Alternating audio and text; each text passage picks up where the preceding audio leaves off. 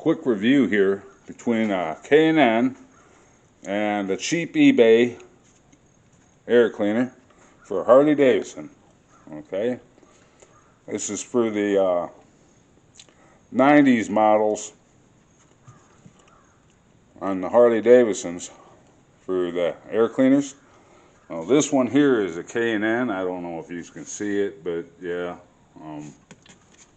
it's right there. K&N aftermarket. Replaced it, but I'm replacing it again. This one here is a $20 eBay Ultima. All right, identical as the K&N, all the way around. All right, same everything. Now, as far as I can tell, they were probably manufactured at the same factory. I mean, detail,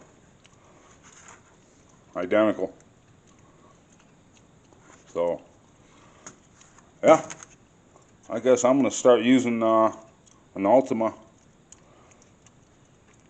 I don't see nothing wrong with them. But anyways, I figured I'd share this. Anyway, have a good day. Thanks for watching.